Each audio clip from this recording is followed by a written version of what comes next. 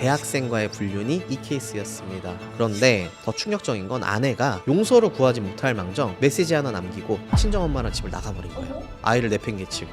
근데 저 지금도 좀 이제 울컥하는데 그 사람 구실 사람 구실을 이제 합니다. 그런 병사님 처음으로 운전도 배우고 제가 갱년기가 아직 아닌데 그래가지고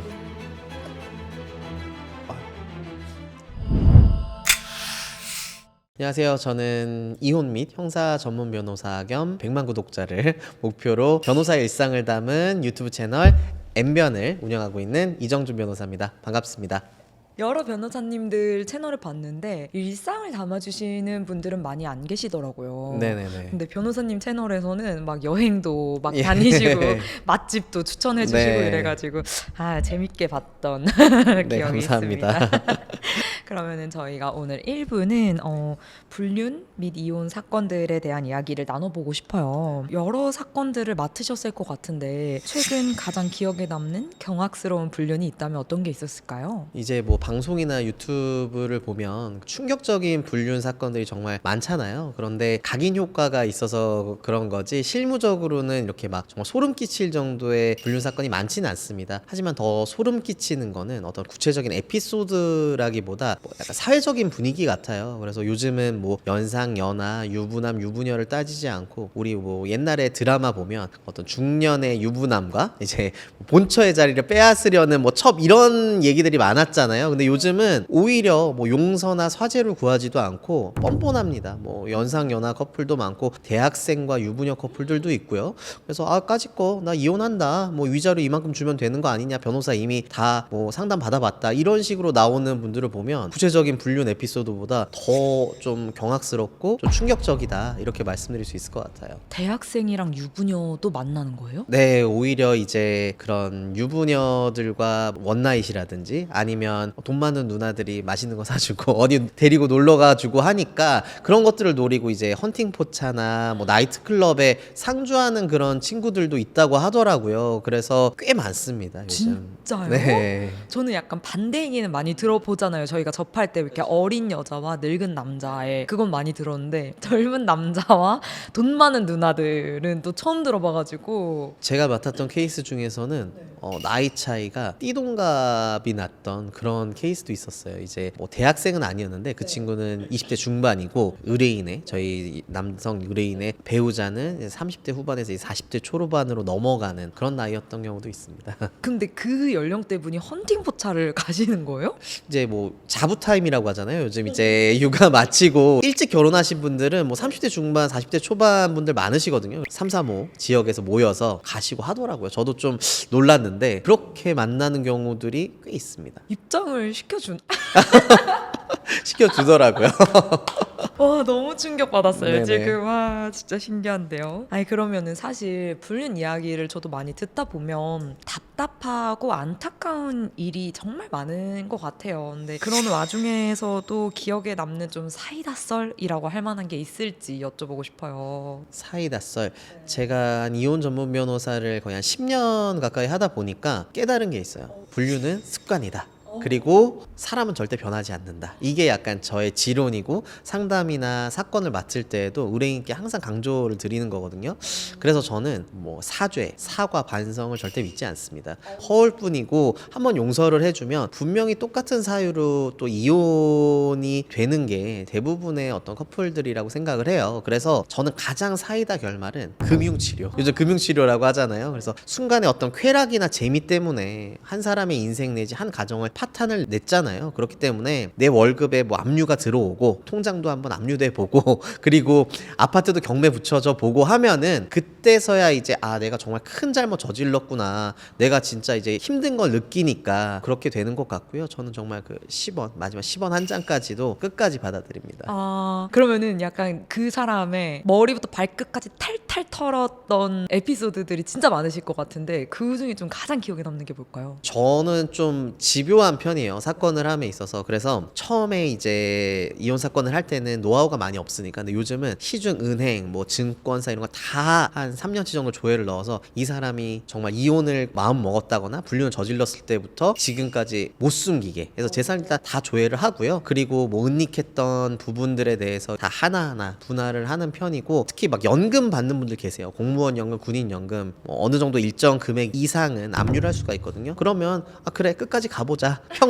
평생 나는 이거 압류해서 받겠다. 이렇게 하면은 결국은 어디선가 돈이 나왔는지 주게 되더라고요. 그러니까 있으면서도 안 주는 거죠. 그런 경우에는 제가 괘씸해서라도 또 의뢰인의 이익을 위해서 더더욱 많이 찾아내고 받아내는 편입니다. 아, 이게 사실 위자료 부분은 크지 않다고 들었어요. 근데 그 재산 분할 부분에서 끝까지 쫓아가는 것이군요. 예, 뭐 명목상은 아니겠지만 위자료는 말씀하신 것처럼 상한이 어느 정도 이제 정해져 있다 보니까 저희가 우스갯소리로 30년째 변하지 않는 게 위자료 상한선이랑 변호사 수임료다 막 이런 자주 섞인 뭐 농담을 하곤 하는데, 그러다 보니까 이제 저 역시도 재산 분할 금액을 크게 받아야 아까 말씀드렸던 부동산 경매라든지 연금에 대한 압류라든지 이런 게 좀 현실화가 되거든요. 네. 사이다 이야기 한번 들어봤는데, 그럼 반대로 가장 좀 답답했다거나 안타까웠던 일이 있다면 어떤 게 있을까요?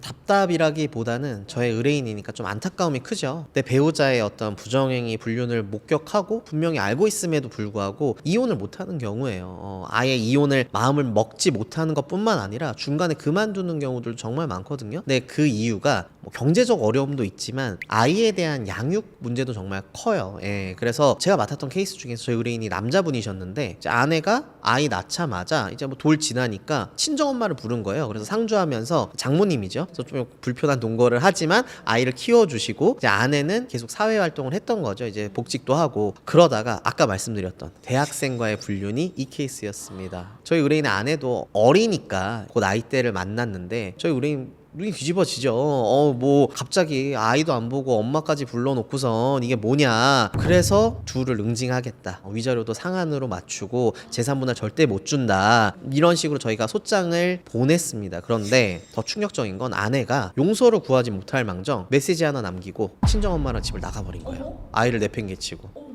근데 제가 이거 내막을 들여다보니까 이 배우자가 약점을 이용한 거예요. 저희 의뢰인이 어렸을 때 이제 부모님이 일찍 돌아가시고 아이와 가정을 정말 누구보다도 정말 심할 정도로 애착이 있으니 이 여자가 안 되겠다 싶으니까 내팽개쳐 버린 거죠. 예, 그래서 제가 이거 그래도 중심 잡으셔야 됩니다. 끝까지 설득을 했는데 저희 의뢰인 역시도 뭐 육아휴직도 하고 뭐 가사 도우미도 부르시고 했지만 진짜 그리운 거예요. 진짜 아이랑 나만 있으면 어떡하냐. 아, 변호사님 막 우시더라고요. 제 앞에서. 아, 이거 그냥 저 취하를 하겠습니다. 그래서 아내에 대한 이혼 소송뿐만 아니라 상간남에 대한 속까지 취하를 했던. 왜요? 상간남은 왜? 그게 조건이었던 거죠. 다 취하를 하면 내가 돌아가겠다. 그래서 이렇게 어떻게 보면 뭐 법적으로나 심정적으로 당연히 이혼이 되어야 마땅함에도 불구하고 이렇게 현실적인 문제 또는 어떤 심리적인 문제 때문에 포기하시는 것들을 보면 조금 마음이 아프죠. 너무 못됐다. 그 여자분이 약점을 이용했다는 것도 너무 그쵸.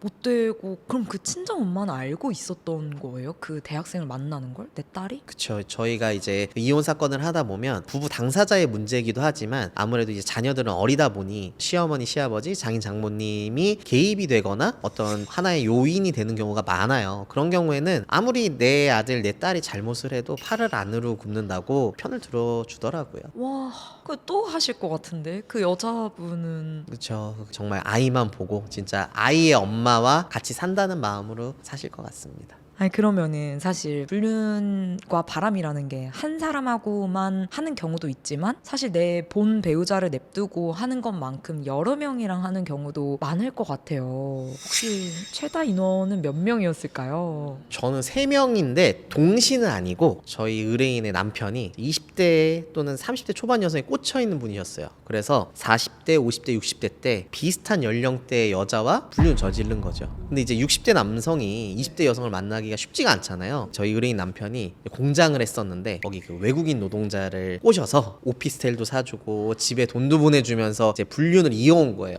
그러니까 저희 의뢰인이 아 이거는 진짜 죽을 때까지 못 고치겠다라고 하시면서 오히려 되게 초월해서 오셨더라고요. 그런 해탈한 표정으로 오셔서 변호사님 이거 깔끔하게만 잘 마무리 지어주세요 라고 오셨던 그 사건이 가장 기억에 남습니다. 그러면 연속해서 3명을 예, 그렇죠. 뭐 걸린 게 40대, 50대, 60대니까 아마 훨씬 더 많겠죠. 그러니까 이제 딱 끝이는 게 아니라 걸리면 갈아치우고 또 다음 사람 뭐 이런 느낌. 걸리거나 아니면 본인이 뭐 실증이 나거나 이유는 모르겠으나 어쨌든 지금까지 걸린 게 3번째라고 하더라고요. 근데 거의 뭐 딸뻘 내지 뭐 거의 그런 사람한테 이거 뭐 돈까지 좀 주면서 불륜을 저지르는 건 도저히 자식들 보기도 부끄럽다 하면서 이혼을 결심하셨습니다. 근데 이제 거의 뭐 오피스텔도 해주고 돈도 보내줄 지경이면 산 거 그렇죠. 아닌가요? 그냥 뭐 거의 재력을 이용해서 그렇게 네. 된 것 같아요. 네. 그러면은 상담 중에 뭐 의뢰인 분들께 이제 들었던 가장 좀 충격적인 불륜 고백 같은 게 있으면 어떤 게 있을까요? 사실 이게 제가 항상 드리는 말씀인데 우리가 병원을 가면 의사 앞에서는 옷도 벗고 입도 벌리고 정말 다 이렇게 드러내잖아요. 저희 역시도 사실을 이야기를 안 해주시면 중간에 이제 뒤통수를 맞는 경우들이 있어요. 그러다 보면 사건도 잘 안 되고 솔직하게 말씀을 해주세요라고 뭐 여러 번 말씀드리지만 당시에는 숨겼다가 나중에 이제 좀 내막이 드러난 경우가 있는데 제가 맡았던 케이스 이제 의뢰인 여자분이셨어요. 근데 이혼 사유가 남편의 의처증이라는 거예요. 뭐 계속 따라다닌다, 뭐 거래처나 우리 회사 직원이나 심지어 헬스 트레이너까지 의심을 해서 심지어 직원 한 명 그만뒀대요. 이거 좀 심각하구나라고 해서 보니까 스토리가 있더라고요. 이 남자분이 과거에도 강박, 불안 이런 걸로 정신건강의학과 치료를 좀 오래 받았습니다. 그래서 이제 당연히 아내나 가정에 대한 그 집착도 컸던 거죠. 그래서 이혼 소송 진행을 하는데 이제 소송 중간에 사전 처분 결정이라는 게 있거든요. 뭐냐면 이제 재판부가 소송이 짧게는 6개월, 길게는 뭐 1년, 2년도 가니까 판결 선고 전까지 임시 양육자를 정해줘요. 그런데 두 아이에 대한 임시 양육자를 저희 의뢰인으로 정하니까 이제 남편이 다 내려놓은 거죠. 내가 진짜 이거 잘못했던 것 같다라고 하면서 다 들어줍니다. 뭐 당신이 원하는 대로 미리 재산 분할해준다 치고 그럼 재산도 주고 뭐 양육비도 이렇게 하고 다 경제권 다 넘기겠다라고 하면서 이제 잘 어떻게 소도 취해야 되고 합의가 돼서 이제 행복하게 사시나 보다 했는데 저는 이제 그 카카오톡 프로필 업데이트되면 이 점이 뜨잖아요. 그럼 지인이나 의뢰인분들 가끔 이렇게 보거든요. 그런데 몇 년 뒤에 이제 그때 의뢰인 프로필을 봤더니 남편이 의심했던 남자 중 한 명이랑 커플로 이렇게 프로필 사진이 올라가 있는 거예요. 웬일이야? 그러니까 저도 뭐 물어볼 수는 없고 당연히 내막은 모르겠지만 그 남편이 맞았던 거죠. 오히려 저희 의뢰인이 어떤 과거의 어떤 남편의 이력을 이용했던 건 아닌가. 물론 뭐 다른 사정이 있을 수 있겠지만 그래서 저 역시도 좀 소름이 돋았던 저 역시도 속았구나 의뢰인한테 이런 마음이 들었던 사건이었습니다.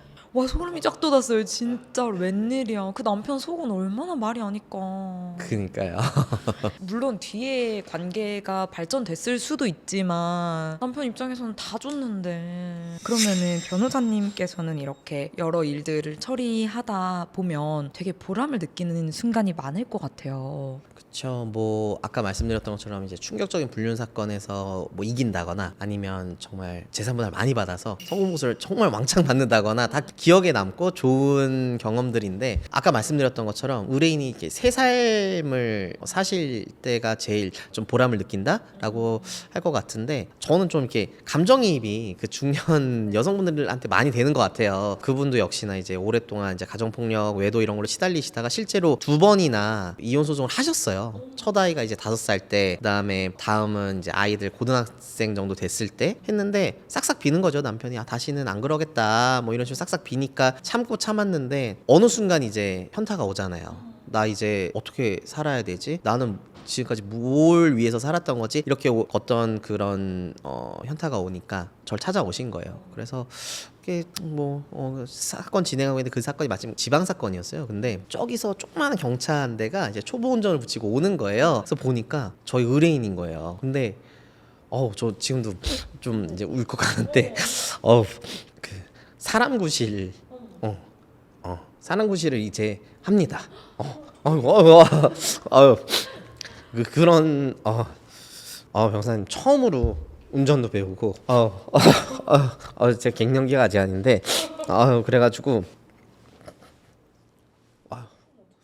약간 죄송합니다. 그래서 거의 이제 아들뻘이니까 제가 얼마나 좀 부끄러울 수도 있잖아요. 근데 그 말씀을 하시면서 이제 그분이 이제 제 산모날도 잘 받고 또 식당을 하셨던 분이라서 또 뼈해장국집을 하세요 지금. 또 그래서 뼈해장국집을 하시는데 그래서 이제 예전만큼 수입은 아니지만 너무 이제 수면제도 없이 잘 자고 운전도 하고 너무 감사합니다 해서 그런 거를 볼 때 사실 아까 말씀드린 것처럼 저희는 이제 돈을 버는 직업이잖아요. 과한 거를 느끼는 것도 더 지나친 감사함이라고 생각하는데 그런 보람을 느낄 때 제일 좀 행복하죠. 예. 잠시만요. 그래서 네. 그 어머님도 얼마나 행복하셨을까요? 네, 저도 진짜. 되게 좋았습니다. 그러면은 이게 사실 열이 받잖아요. 그쵸. 배우자의 외도의 그럼요. 소식을 듣다 보면 저 같아도 아직 뭐 저는 결혼을 안 했지만 결혼을 했는데 남편이 하고 하면 어떻게 해서든 복수가 하고 싶을 것 그쵸, 같고 그럴 예. 것 같은데 막 직장에 쫓아간다든지 뭐 이렇게 깽판을 부린다든지 이런 참교육 에피소드가 있는지 좀 궁금해요. 이혼 상담을 오시는 분들 중에 두 가지 부류가 있는 것 같아요. 하나는 정말 좌절형. 이거 어떻게 해야 되죠? 어디서부터 시작을 해야 되죠? 이런 분들도 있고 이제 나머지 한 부류는 분노형. 그분들이 이제 멀리서부터 쿵쾅쿵쾅 소리가 들려요. 이제 그래서 오시는데 그런 분께 제가 제일 처음에 드리는 말씀이 선생님 불륜 피해자시잖아요. 근데 전과자 되면 안 돼요. 저랑 하실 거면 사건을 하실 거면 저 한 번만 믿어주세요. 제가 다 끝나면 제가 서비스 차원에서 어떻게 하면은 전과자가 안 되는지 알려드릴게요라고 이제 우스갯소리를 말씀드리는데 최근에 뉴스 보니까 이제 부정행위 증거 수집을 위해서 뭐 도청 장치 설치한다거나 위치 추적 장치를 달아놓는다거나 더 나아가서 뭐 회사에 가서 영업 방해를 하고 공공연하게 이것들을 유포하고 이러면 형사처벌 대상이 다 되거든요. 실제적으로 뉴스에서 보니까 처벌을 받으셨더라고요. 얼마나 억울해요. 소송 다 끝나고 뭐 다 정리했는데 저 사람은 멀쩡히 일상 살아가지만 나는 전과자가 돼 있으니까. 그래서 그 부분을 항상 강조드리는데 그래서 좀 기다리셔라. 이게 다 증거가 됩니다. 라고 말씀을 드리고 그 이후에 최근에 했던 사건은 초등학교 교사들끼리 이제 불륜이 났던 사건인데 제가 그걸 차곡차곡 모아서 드렸어요. 요대로 어디에 어떻게 내시면 교육청 어디에 내시면 징계가 나올 거예요. 오래 기다리셨습니다. 제가 이제 약속을 지키는 겁니다. 라고 말씀을 드렸는데 그러고 나서 실제로 두 사람이 정말 큰 징계를 받았어요. 같은 교내에서 불륜이 일어났던 거라서 둘 다 유부남 유부녀였고 징계를 크게 받았던 그래서 사이다 결말이었던 굳이 직장에 직접 쫓아가지 않아도 되게 고품격 복수를 이제 마지막까지 애프터 서비스를 진짜 네네. 그러면은 좀 그래도 속이 좀 시원할 것 같아요. 사실. 네, 그렇죠. 끝까지 이제 이혼이 끝난 줄 알았는데 여진처럼 뭔가 있으면 더 충격을 받잖아요. 네. 그니까요. 오. 그러면은 여러 의뢰인 분들을 만나시잖아요. 네네. 그러면 그런 의뢰인 분들 중에 가장 기억에 남는 의뢰인이 있다면 어떤 분이셨을까요? 제가 이제 뭐 여타 방송이나 유튜브에 나오는 이혼 전문 변호사님들보다는 좀 연령대가 젊은 편이잖아요. 그렇기 때문에 중년 또는 황혼 이혼을 하시는 분들 중에 아들같이 생각을 하시고 사건이 끝난 뒤에도 연락을 주시는 분들이 계세요. 이제 특히나 여자분들 같은 경우에는 오랫동안 가스라이팅 내지 뭐 가정폭력을 겪는 분들이 정말 많으시거든요. 상담을 올 때도 당신께서 직접 오시지 못하고 자녀분들이 이거 도저히 엄마 안 돼. 이거는 진짜 갈라서야 돼. 이렇게 오시는 분들이 많은데 다 기억이 나죠. 하지만 이제 저희 의뢰인 분들 중에서 정말 이제 새로운 삶을 시작했다라고 하시면서 꽃놀이도 가고 여행도 가고 하면서 사진도 찍어서 아주 자주는 아니지만 보내주시고 따님 결혼식 청첩장까지 보내주시고 그런 분이 계세요. 진짜 아들처럼. 근데 뭐 부담을 주시는 건 아니고 그래서 가끔 이제 놀러 가시면 택배도 붙여주시고 거의 지역 특산물 같은 거 그리고 뭐 명절 다가와서는 직접 오시기도 하고 하는데 최근에는 뭐 어디 놀러 가셨는지 몰라도 호두 과자를 사오셨더라고요. 직원들이랑 나눠 먹으라고 하셨는데 이렇게 진짜 변호사가 돈만 주고 사건 처리해주는 사람이 아니라 진짜 새 삶을 살게 해준 어떤 은인 내지 의지할 수 있는 사람 언제든 이렇게 생각을 해주시면 정말 기억에 더 많이 남는 것 같아요. 근데 너무 따뜻한 것 네, 같아요. 그쵸. 진짜 약간 물론 비용을 지불하고 일을 네. 해주는 사람으로만 이렇게 될 수도 있지만 그게 아니라 이렇게 마음을 또 네, 써주셨으니까 제가 감사하죠. 정말 듣기 힘든데 이런 토픽으로 듣기 힘든데 훈훈한 이야기 들어서 기분이 너무 좋네요. 그러면은 이제 끝으로 마지막 질문 한번 드려보고 싶은데, 배우자의 외도로 사실 힘들어하시는 분들이 꽤 많잖아요. 그런 분들께 해주고 싶으신 메시지, 전하고 싶은 말이 있으면 어떤 게 있을까요? 일단 요즘 뭐 방송 유튜브 이런 데 저도 종종 출연을 하고 인터뷰에도 응하다 보면 진짜 이 불륜이란 주제가 예전에는 극소수의 사람들만의 이야기로 생각이 됐다면 지금은 실제로 정말 만연하잖아요. 정말 일상 곳곳에서 있는 게 불륜인데, 이렇게 불륜이 만연해졌음에도 불구하고 정작 피해자가 되면 정말 멍해지는 경우가 많아요. 그래서 막막하고 어디서부터 시작해야 될지 모르겠고, 그러다 보니까 실수들을 하는 경우가 있습니다. 뭐 아까 말씀드렸던 것처럼 형사처벌의 대상이 되는 행위를 한다든지, 아니면 덜컥 불리한 내용을 합의를 한다든지, 이런 경우가 많은데, 우리가 아프면은 곧바로 병원을 가잖아요. 그런 것처럼 이것도 내가 피해자, 즉 치료를 받아야 하는 사람이니까 전문 변호사의 좀 도움을 받아서 처음부터 시작하시는 게 가장 중요하다 말씀드리고 싶습니다. 늘어가고 있는 걸까요? 불륜이? 그러니까 다 하는 것 같아요. 안 하는 사람을 찾는 게